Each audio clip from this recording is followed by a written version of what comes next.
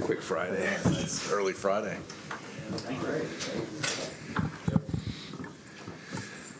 All right, guys.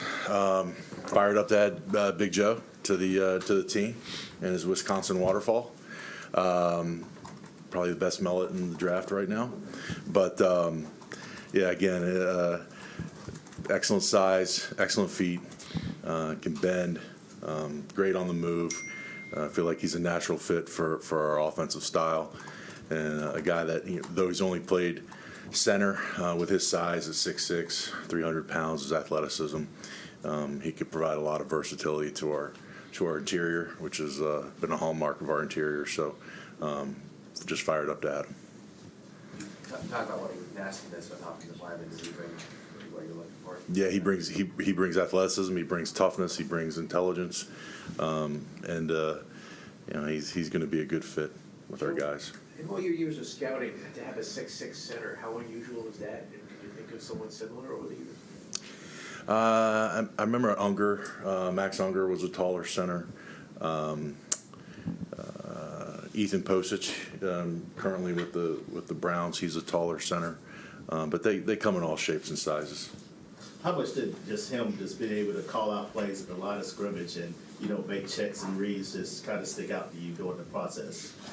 Yeah, I mean, he's a guy that's an unbelievable communicator, very intelligent, quick grasp of the offense there at Madison, and able to control the huddle. So that means a lot. I mean, the center's got to be the core of the interior, so core of the offensive line. So has to be able to communicate and take control of the huddle. You guys brought back Connor on Monday. Do you view this as a competition in training camp between the two of them? Yeah, you guys know how we are. Everyone's competing. Doesn't matter where you get drafted, and doesn't matter what you get paid. You're coming in to compete to begin with, and so it's going to be an open competition. Is Joe, for both of you guys, is Joe considered somebody that could play, like when you look, is he a pro-ready center? Is he a little bit more developmental?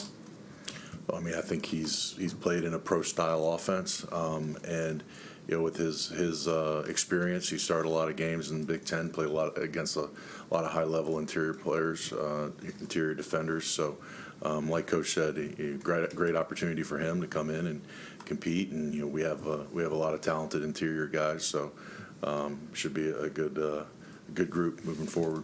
You guys have also been linked to Ben Jones, the free agent center. I mean, does this, with retaining Connor, drafting Joe, does that probably take you out of those sweepstakes? We had some really good talks with Ben, and our options are always going to be open when it comes to adding really talented players. So we'll see how things progress, but obviously feel good about where we are right now. What kind of traits does an interior offensive lineman need for you guys in this offense, and what does Joe have that fits that? Obviously, it's intelligence.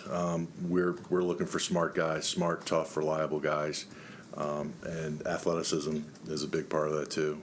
Just being able to get out and move, be able to move laterally, reach guys, scoop guys, get up to second level, be able to get out and pulls, screens. So those are some of the key traits. Joe, why aren't there more 6'6" centers? You scouted the position forever, and is it because, and I'm not talking about him, but is it a leverage thing? Is it their pad levels too high? Why generally don't you see 6'6" centers? Yeah, that's a good question. And I think you asked it earlier. Matt Burke's another, or Zach maybe asked it.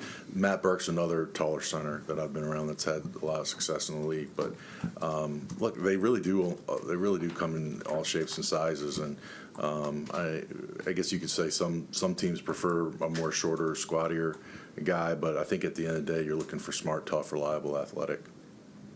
Robert and Joe, also both of you, with a center, especially a rookie coming in, and now you have a veteran quarterback, how important is it for them to kind of get together quickly and kind of know each other's, the way they work?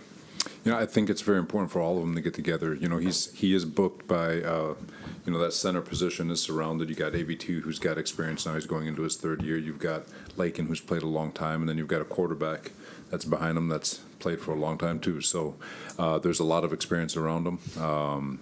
And in that room, when you talk about Connor's played a lot of football in this league, and he's going to be an asset also for the young kid to be able to lean on and learn off of. But so there's get him here as quickly as possible. That O-line, you want it to gel in a perfect world. The same five play 17 games and you're rolling. But yeah, you want him in here as quickly as possible. And that quarterback center exchange, that relationship is kind of unique too, though. Yeah, they're all.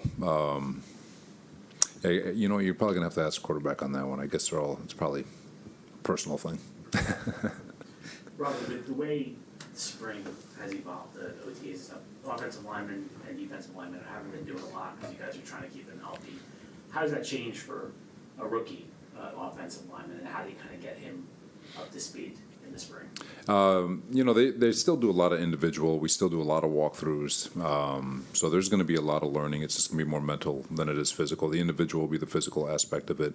We're not going to bang, obviously, without having pads on. But it's a great setup, in my opinion, for O-line and D-line to learn from the mental part of it, to go in slow motion and to just work on your targeting and work on your technique and work on all that stuff. So while we may not be banging, so you may not be getting the physical part of it, you're definitely still going to get he's still going to get the mental part of it. Take a couple more. Aside from the tape and everything you guys saw when you had the visit with him, was there something that stood out?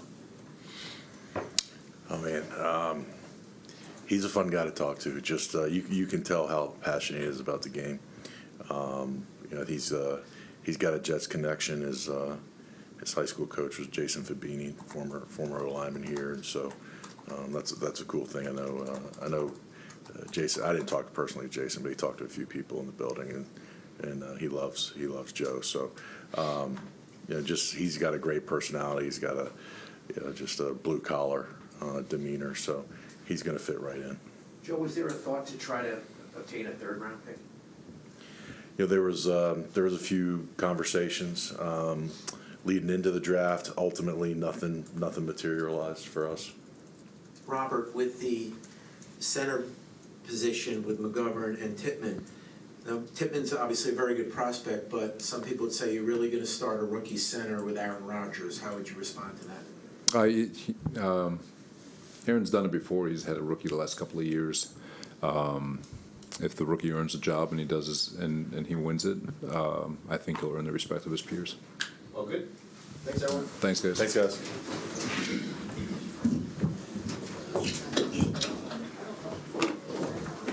Did I say that we can go home?